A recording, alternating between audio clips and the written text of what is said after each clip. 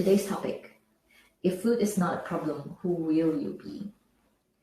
So I really want to pose this question to you because I want to open up the space of understanding that in times when we are so stuck, in times when we feel like we're living in this emptiness, in this space where there is absolutely almost as though there is no sight of a door that would allow us to leave this place that we don't want to be in behind. We forget that simple questions like that can really help us to ignite that fire within us. And so I really want to pose this question to you. If food is not a problem, who will you be? Comment and share that with me because I love to hear from you, and let your imagination run wild, let yourself just gallop away. Who will you be if food is not a problem? I'm just going to allow this moment of silence to hold space for your vision.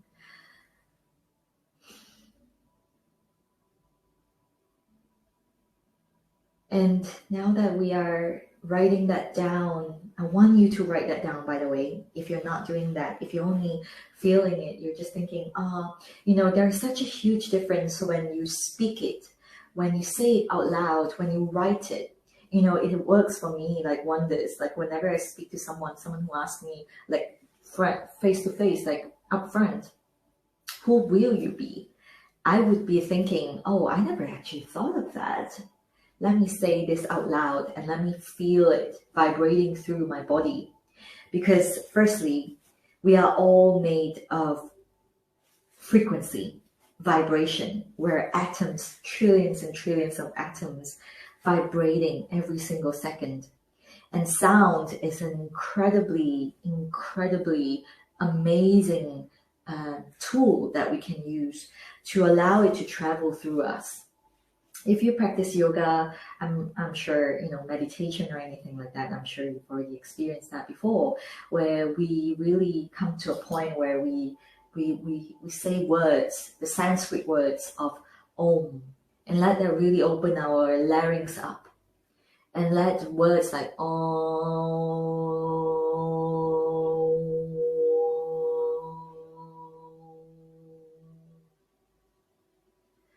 we're really allowing that to open up our hearts.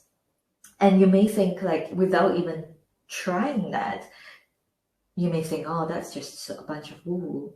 But try it and feel how your body vibrates with it. And when you speak your dreams, when you speak, who do I want to be? Speak it with your voice. Let your voice reverberate through your entire body. Let it echo through your cells. Let it echo through the chambers of your bones and your flesh. And feel the difference, because you might feel, now I want you to speak it, and when you feel it, take it to the body. I always say this, right? This is always why I always say, take it to the body. And that means just really coming to your body, scanning where you're feeling any discomfort or even expansion when you say those words. Who will you want to be if food is not a problem? And feel into that. And any discomfort comes up, I want you to, instead of running away from it, give it a little squeeze. Just squeeze it. Giving a loving hug, letting it know that you're there for it. You're not running away. You're not stuffing it down with food. You're not starving yourself so that you don't feel it. You're not going to numb yourself anymore. And then really just believe in it. Cherish it.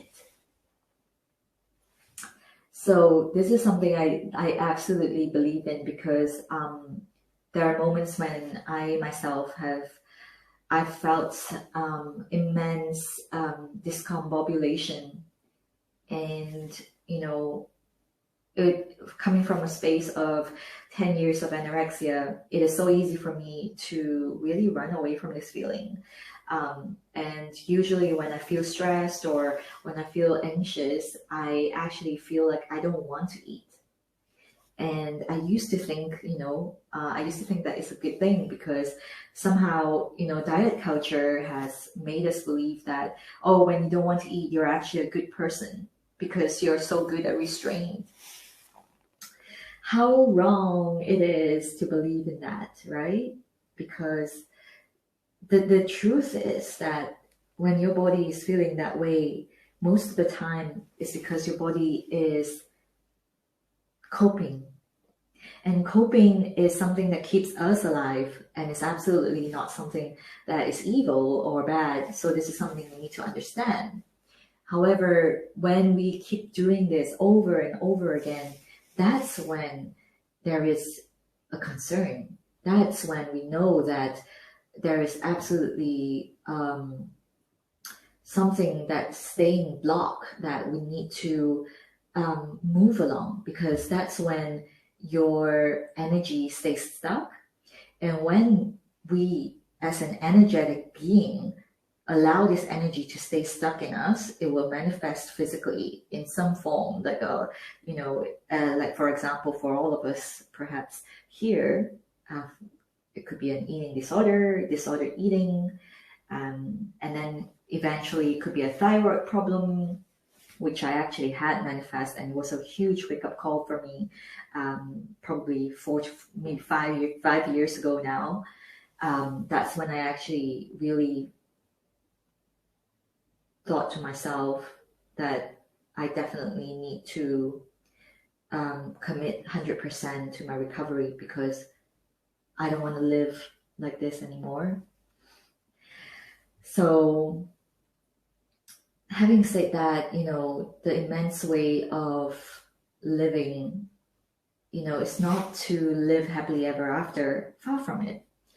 It's more about how can we live in a way where we embrace all versions of ourselves, even the version that we don't really like about ourselves, right? So food is, again, never the problem. It's more about the lens with which we see the world. And when we see the world with limited stance, where we see the world from a lens that is very much covered up with many things, for example, you would be, you won't be able to see opportunities out there. You wouldn't be able to see it because they're all there. They're already there, Some of you already know, I've spoken about this before, in the law of polarity. When there is a problem, there's always a solution. If you really let this sink in, if you really truly believe in this, you will always, always come into a space with a problem, but always observing from a place of knowing. You always know, okay, because I have a problem, there's definitely a solution. And whether you take the solution or not, that is you. You are a sovereign being who is free to choose. And that's why I always say, yes, the opportunities are there, the solutions are there, but are you taking it? Are you owning your problems, owning your capability as a sovereign being? So that is important. That is important to understand. That is important to acknowledge before you can ever move ahead. Because when you are observing from a place of knowing, you know that, okay, this is just something that is happening to me. There's a lesson here, and there is an opportunity out there for me to grow, to expand, to own this myself. And so moving into a space of understanding, okay, what is it about food that is really making me feel uncomfortable? Why am I afraid of eating? Or on the other side of the spectrum, why can't I stop eating when I see food? you know, a lot of times you already know why. And, you know, why is a very important thing to delve into. And it could be painful. I'm not saying that it's easy. And that's why it's so important to have support, to have someone to hold your hand, because it's so easy for us to give up because the pain can be so unbearable. But you know what? I commend the women who join my program. I commend you for being here, because you know that when there's a problem, there's a solution. And whether you want to take the opportunity, whether you want to accept this without any resistance, to accept the resolution, to accept the solution, because you know that it is a lesson for your own expansion in this world, there's a greater lesson here for you to learn, that is up to you. And that is where you know that this is such a gift. This is a gift for you to expand as a person. Well, you might be thinking, oh, what is the point? What is life? Life is so difficult. If you're feeling that, comment. I would love to hear from you. The truth is, you know, even in nature, you know, I always see this and I'm in awe, because mountains are created out of resistance.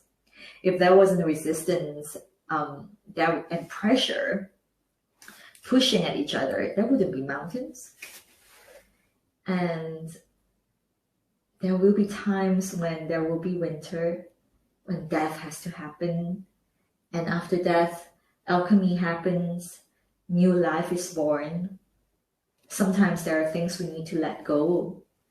And this disordered eating is something that you know you need to let go, to allow more abundance into your life, to allow yourself to move with ease. Because what is life without ease? You know, what is life without love for yourself? I can't imagine, I can't even encapsulate it in words about how I feel about living now, feeling love for myself, feeling compassion for myself. I used to be very, very hard on myself. I used to even think that it's good for me, because that means I am pushing myself, that I'm challenging myself. But that is a really tough time to live, tough way to live, because I never really stopped to compliment myself for my achievements. I always felt that there was always something else out there, always something to go and achieve, to go and accomplish. And I think you would probably know there will be a time when you feel so exhausted that you just want to rest and you just want to be. And there's absolutely nothing wrong with that. And this is said as a reminder to myself as well. You know, a lot of times people ask me, does that mean, you know, getting well from this, does that mean that I would be letting myself go completely? That means I don't care about my body, I don't care about how I eat. No, not at all. And this is something that I want to let you know, is that you can receive treatment from a dietitian, from a therapist, or a nutritionist, or whatever it is. And I see this so common. Oh my gosh, like I can't believe it. But it does happen, is that you go into a treatment and they weigh you and they tell you not to weigh yourself when you're on your own, only weigh yourself when you're with me. And I get that, because I went through that myself during therapy. But I personally found that very, very destroying, because you're always holding your breath up here. Firstly, you're scared because every time you go in for a weigh-in, you're wondering, oh my God, what number am I going to see this time? And imagine how that is stressing your body out already. How is that stressing your body out? And how is that making you feel like I'm not good enough? And in the attention of other people watching you and recording your weight. So if you're working with me, and I know some of you are in this group, is that I absolutely would say throw the weighing scale out, because we want to come back to a space where we remember ourselves as a sovereign being. What does that even mean, right? Sounds woo-woo, But what it really just means is that we're coming to that very original state of being, where we're not depending or putting our validation. We're not being validated. We're not putting our own value on a number, on a scale, perhaps on a measuring tape, even, or even your food, the calorie that you consume. We're not doing that, because we want to come back to a place of true being, meaning you are enjoying your effing life because you're not tied down to something that is giving you some sort of number to tell you that you're good or not. We want to come back to a space where we remember that we know what is good for us. We know that. We don't need permission from other people to do that. And when you cultivate that presence, when you cultivate that, you know that knowing inside of you, and when you open to learning how to unlearn all those programming, those diet culture programming that's been within you for so many years, since even when you were really young, that's when you come back to a space where you want to cultivate yourself. And self-cultivation is key, because that's when a discipline becomes a devotion. Devotion to yourself in terms of your spirit, your body, and your soul, and devotion to the world. How can you do better for the world? How can you give to the world when you don't have any reserves for yourself, right? That's why you're always exhausted. That's why you're numbing yourself either by starving or stuffing yourself with food. That doesn't feel good. Let's do things that are good first.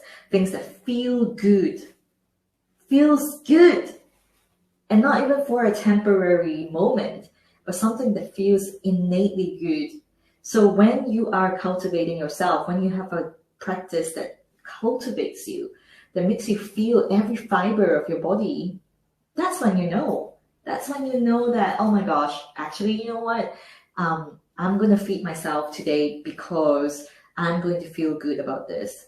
And whether I think I will look bad, or whether you think I'll look bad, or whether you think that I'll weigh more, or whether you think that I'll look fat, or whether I think that this will make me fat, I meaning the ego, I know it because I can feel it in my body that it's gonna make me feel good.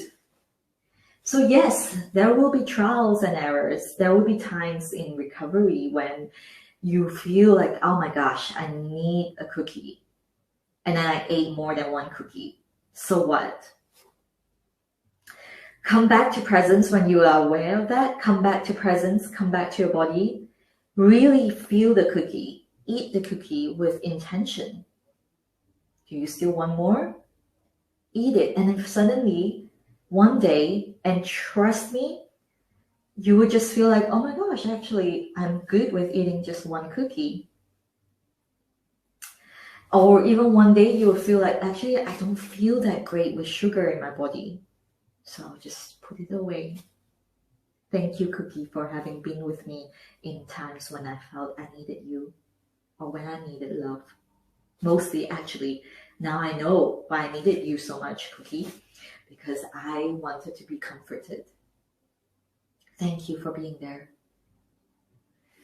So much of our frustrations and anxiety stems from hate, hating ourselves, hating the food, hating all of us, hating what's happening to us. If this is causing you so much frustration, change, make a change. I always say this to my clients, is that if you don't change, nothing changes. It really doesn't. So if this is making you feel shit, why don't you just try something different? You can always come back to this if you don't like it. And slowly you will see, just one small step after another, you will feel that, oh my gosh, this is actually good. I'm not completely destroyed. You know, the fear of food, I can still remember like feeling so fearful of eating things with oil. Like when I became aware of this fear that's going on with me, I will go and do it. I will eat something with oil, and I will prove it to my ego that I did not die from this. Nothing crazy happened to me. That is so important in rewiring your neural pathways. I can't say this enough. The most important thing, again, just to recap, is you have to stop hating yourself. Take it to the body, feel it all. And if it feels hard, reach out, talk to me, tell me, how can I help you? You know? Is there any reason why you're stopping yourself from reaching out for help? Is there a fear? Fear of change is real. I know this. I know this. Eating disorders and disordered eating behaviors have a tendency to create rigidity in us because we know that, this is our coping mechanism. What will happen to me if I lost it? Fear comes up. And so I know that a lot of you here have already been, sent messages about receiving some support, or you may have seen my posts about free training or booking on a call with me. I'm just going to say, this is going to change your life. It's going to, even if you don't want to join the program,